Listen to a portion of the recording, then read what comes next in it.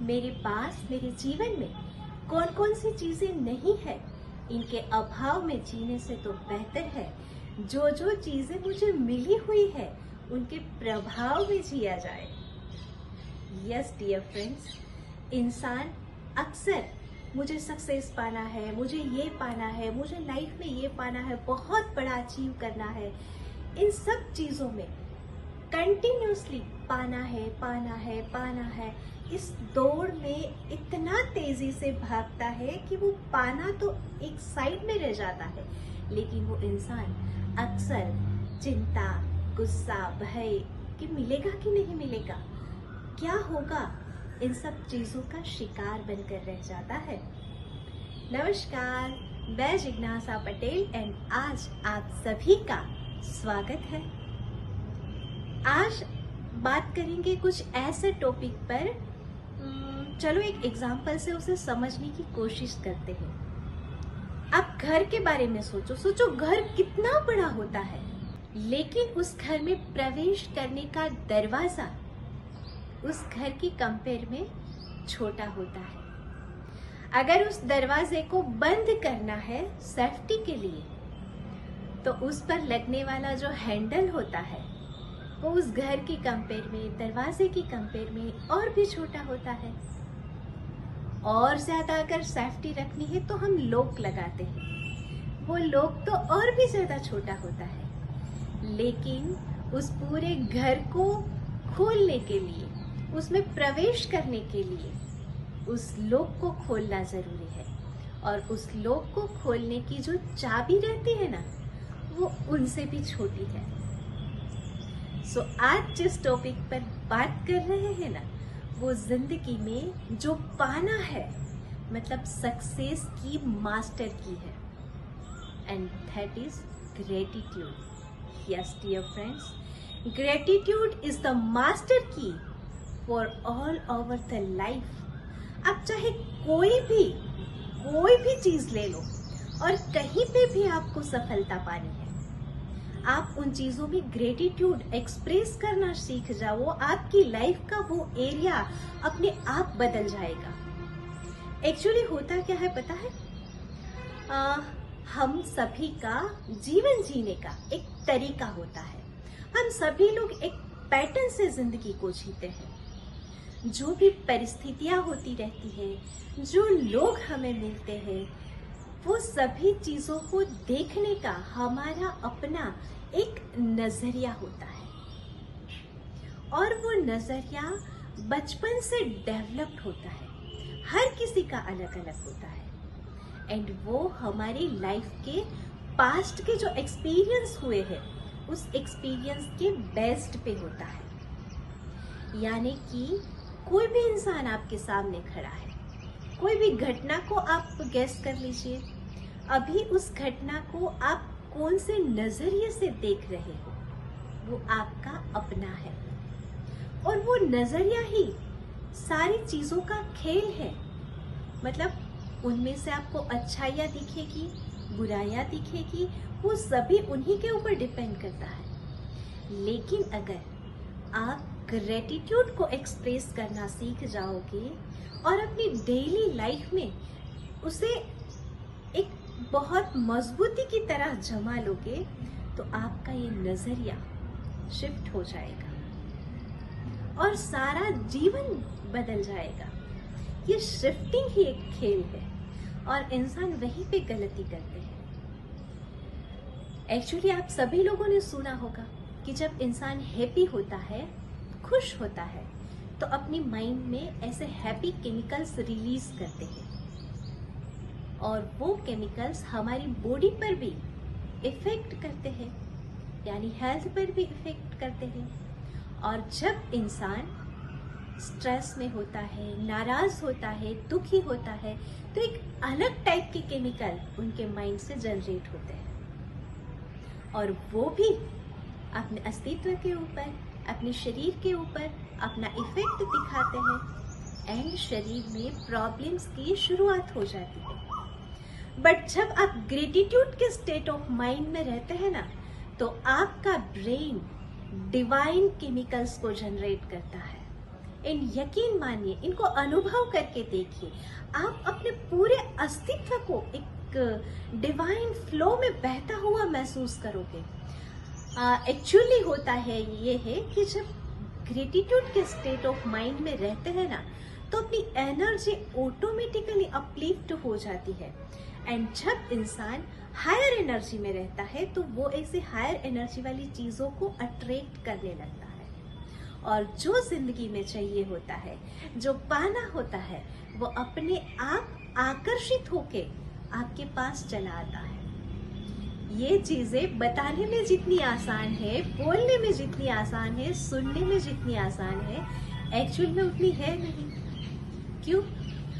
क्योंकि इनके लिए आपको जागरूक रहना पड़ेगा, अवेयर रहना पड़ेगा।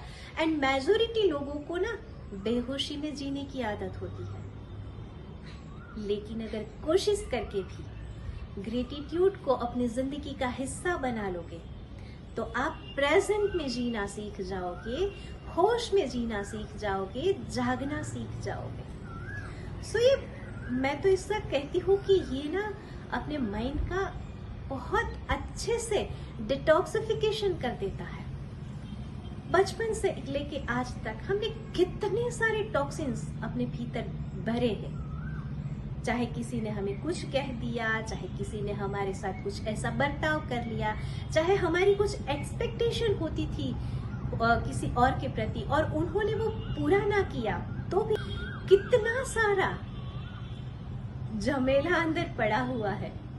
ग्रेटिट्यूड उन सब को निकाल के बाहर फेंक देगा, लेकिन ये इतनी आसानी से नहीं होगा। आपको कंटिन्यूस कंसिस्टेंसी के साथ अपनी लाइफ में ये करना होगा। अब करेंगे कैसे?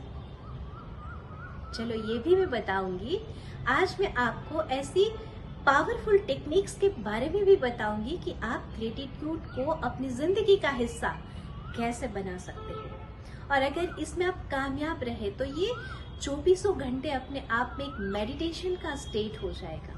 और मैं ये ऐसे ही नहीं बोल रही हूँ, ये सभी मेरे एक्सपीरियंस किया हुआ है और तभी आप सभी के साथ इन चीज़ों को मैं शेयर कर रही हूँ।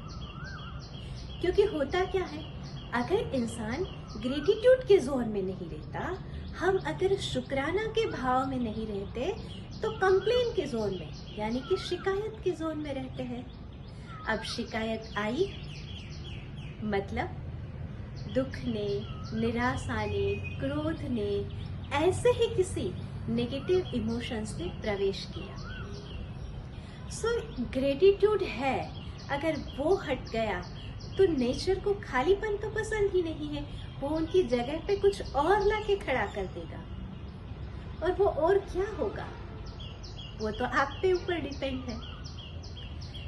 सोचो आपके घर में कोई है, आपके साथ काम कर रहा है कोई, और आप उनसे अपेक्षा करते हो कि ये इसी तरीके से काम करना चाहिए।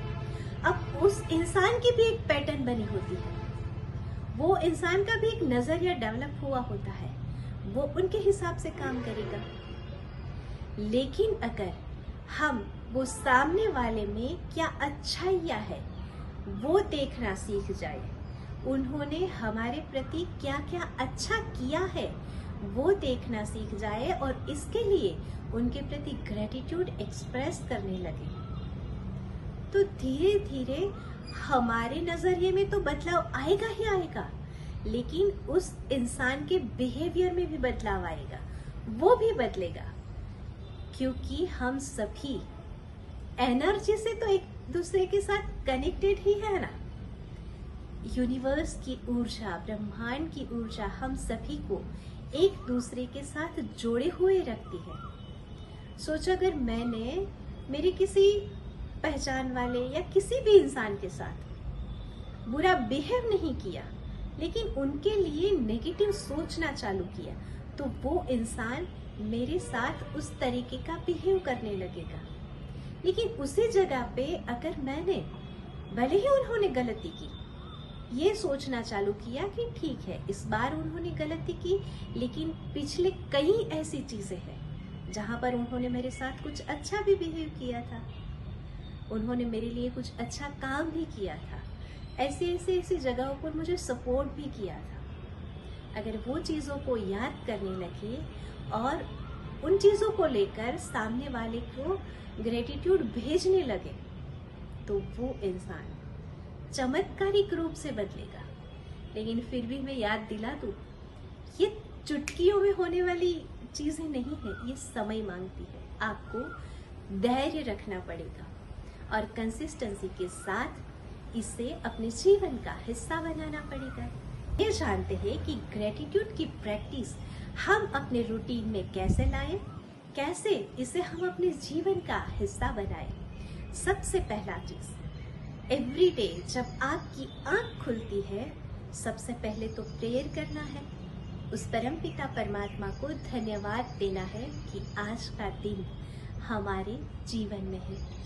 उनके बाद हमें 10 रैंडम ग्रेटिट्यूड लिखने हैं। रैंडम यानी कोई भी, वो चाहे किसी इंसान के लिए हो, अपनी हेल्थ के लिए हो, अपनी बॉडी पार्ट्स के लिए हो, अपने कोई भी ऐसे जो परमात्मा की ओर से हमें मिला है, नेचर के लिए, हवा के लिए, पानी के लिए, जो भी आपके दिमाग में इजीली आता है, ऐसे 10 ग्रेटिट्यूड आपको लिखने हैं। और उनके बाद ही आपके दिन की शुरुआत होनी चाहिए। अभी आपके माइंड में प्रश्न होगा कि ये लिखने की क्या ज़रूरत है? हम ऐसे आंख बंद करके अपने अंदर दोहरा ले तो भी अच्छा है, लेकिन लिखने से हमारे ब्रेन की एक बहुत अच्छी एक्सरसाइज हो जाती है और आप फोकस्ड रहते हो। क्योंकि 2 चीज़ों का इम्पोर्टेंट है, एक तो हमारा फोकस और दूसरा हमारे इमोशंस। क्योंकि एनर्जी का भी लो है, where your focus goes energy flows. जहाँ पर आपका फोकस जाता है, जहाँ पर आपका ध्यान चित्त जाता है, वहीं से आप ऊर्जा ग्रहण करना शुरू करोगे। अगर आप आंख बंद करके बैठे हो और सोच रहे हो, हमारे ब्रेन को सोचने की बहुत आदत है, तो ये भी पॉसिबल है कि ग्रेटिट्यूड से जंप लगा के कहीं और पहुंच गए। इसीलिए लिखने का मैं बता रही हूँ, और लिखने के बहुत अच्छे प्रभाव है, बहुत अच्छे प्रभाव है। सो लिखने की हैबिट डालिए। दूसरा है इमोशंस, यानी कि जब हम लिख रहे होते हैं तो एक्चुअल में हमारे भीतर क्या भाव होते हैं, हमें उस भाव में जाना है, और वो भाव ही बदलाव लेकर के आता है। सिर्फ शब्द बदलाव लेके नहीं आता, सिर्फ क्रिया बदलाव लेके नहीं आती, लेकिन उन क्रिया के दौरान आपके भीतर कौन सा भाव जागता है, वो भाव बदलाव लेके आता है। क्योंकि मैंने ऐसे बहुत से लोग देखे हैं जो ग्रेटिट्यूड के लिए बातें तो बहुत बड़ी बड़ी कर लेते हैं, लेकिन जब एक्चुअल टाइम आता है तब वो उस जोन से खिसक कर कहीं और चले जाते हैं, वो भूल ही जाते हैं ग्रेटिट्यूड को। सो ये इसीलिए होता है कि सिर्फ शब्दों से थैंक यू आया, सिर्फ क्रिया के रूप में थैंक यू आया, एक्चुअल में उनके अंदर वो इमोशंस क्रिएट नहीं हुए थे उस टाइम पे। सो उस जब भी आप थैंकफुलनेस में जाओ, ग्रेटिट्यूड एक्सप्रेस करो, तो बहुत भीतर से, दिमाग से भी नहीं करना है, शब्दों से भी नहीं करना है, लेकिन हृदय से, अपने अंदर के भाव से ग्रेटिट्यूड को एक्सप्रेस करना है। दूसरी चीज है, आपको एक मनी का नोट लेना है, पैसा लेना है, आपके हिसाब से 10 रुपए का, 20 रुपए का, 100, 200, 500, कोई भी आप ले सकते हो, और उसको ग्रेटिट्यूड की एनर्जी देके एनर्जाइज करना है। ये बहुत कमाल की टेक्निक है। जैसे आपने अपने लेफ्ट हैंड में वो पैसा रखा, राइट हैंड उसके ऊपर रखा, आंख बंद करके आपको अपने भीतर से ग्रेटिट्यूड, धन्यवाद का भाव एक्सप्रेस करना है, और ये विजुलाइज करना है कि आपके हाथ से धन्यवाद की डिवाइन एनर्जी निकल करके उस नोट में, उस पैसे में समा रही है, और वो पैसा मैग्नेट के टाइप का बन चुका है। वो आपकी ओर अबंडेंस को और ज्यादा पैसे को अट्रैक्ट करके लेके आएगा। फिर उस नोट को एक कवर में बंद करके, क्योंकि उसको खर्च नहीं करना है, और अपने वॉलेट में संभाल के रख देना है। उस कवर के ऊपर भी आप ग्रेटिट्यूड नोट्स लिख सकते हो। ये मैं वर्कशॉप में बहुत डिटेल में ये टेक्निक सारी सिखाती हूँ। आपके पास पैसा जहाँ से आता है, हो सकता है वो आपके खुद की मेहनत से, खुद के प्रयत्न से आता है, हो सकता है आपकी बच्चों की कमाई है, हो सकता है वो आपको हस्बैंड की ओर से मिलता है, कहीं से भी आता है, तो उस इंसान को धन्यवाद देना बिल्कुल नहीं भूलना है। उनके नाम के साथ उस कवर पे आपको थैंक यू लिखना है, और परमात्मा को थैंक यू लिखना है, और पैसे को भी थैंक यू लिखना है कि मेरे पास ये मनी है स्पेंड करने के लिए, मुझे मेरी जरूरतों को पूरा करने के लिए, उनके लिए पैसों का भी धन्यवाद। और देखो, हम दिन में कितनी बार अपना वॉलेट खोलते हैं, कितनी बार जरूरत होती है, तो जब भी पैसों की जरूरत है तब उस नोट को याद करके या तो पैसे को याद करके हर इंसान के प्रति, हर वो काम के प्रति जहां पर पैसे की लेन देन की बात आती है, ग्रेटिट्यूड को एक्सप्रेस करना है। और अगर आपने थोड़ा सा एफर्ट डाला कि सोचो सब्जी लेने गए, कुछ भी आप परचेज करने गए, जब आप सामने वाले को पैसे देते हो तब मन ही मन भाव करना है पैसों के प्रति, जहां से आया है उनके प्रति, और जिसको दे रहे हो, क्योंकि पैसे देते हो उनके सामने आपको एक अच्छी सर्विस मिलती है, तो इन चीजों के प्रति मन ही मन ग्रेटिट्यूड एक्सप्रेस करना है। और तीसरी चीज है, जब शाम को सोते हैं तो बेड टाइम मतलब सोने से एक सेकंड पहले आपको अपनी डायरी में पूरा दिन याद करके जो भी अच्छी घटनाएं हुई, ऐसी 10 अच्छी घटनाओं के बारे में लिखकर उनको ग्रेटिट्यूड एक्सप्रेस करना है। अभी आपके मन में ख्याल आया होगा कि ऐसी 10 घटनाएं ना हुई हो तो 10 नहीं 100 होती है, बस हमें अपना नजरिया डेवलप करना है, देखना है। आप कहीं पर गए और आपको वहां पहुंचने में आसानी हुई, उनके लिए धन्यवाद। हमें पूरे दिन भर जब हमारी जरूरत थी तब खाना मिला, पानी मिला, और चीजें मिली, आराम करने के लिए चीजें मिले, इतने सारे गैजेट्स हैं हमारे पास, हर एक के लिए धन्यवाद। ऐसी 10 नहीं, ज्यादा चीजें भी हो सकती है, लेकिन मैं कहती हूँ कि ऐसी 10 चीजें।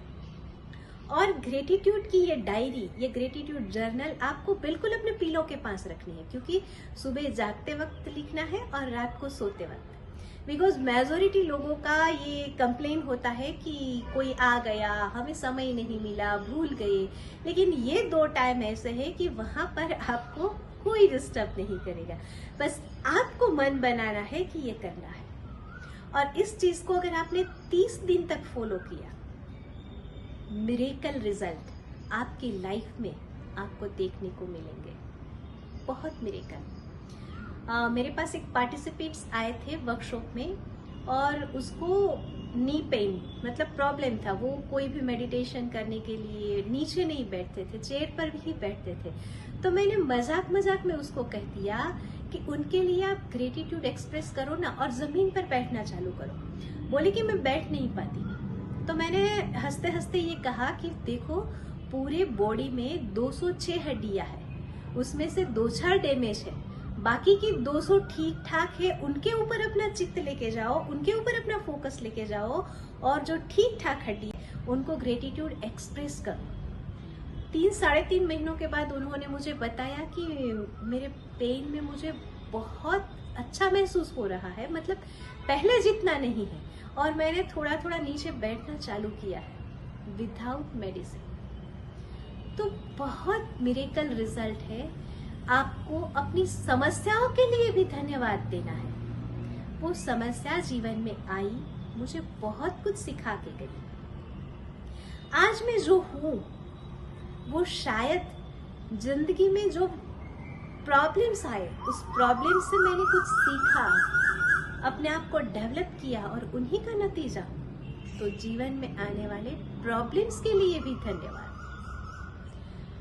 जो चीज आपके जीवन में है और आपको लगता है कि वो मुझे पसंद नहीं है, वो मुझे बदल देना है, उनके लिए भी धन्यवाद देना शुरू करो कि वैसी तो वैसी है तो सही ना।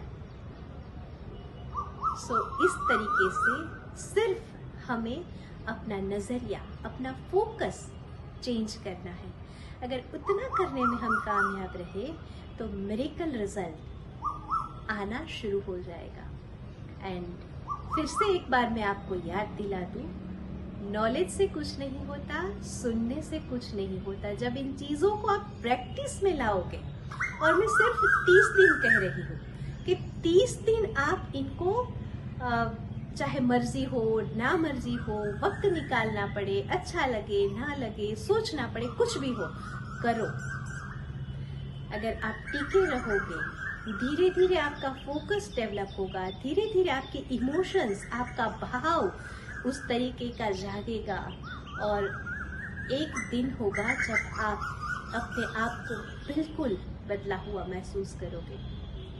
सो जीवन आपका है, फैसला भी आप ही को लेना है। हमेशा अच्छे फैसले लेते रहिए, मुस्कुराते रहिए, खुश रहिए और आगे बढ़िए। Thank you.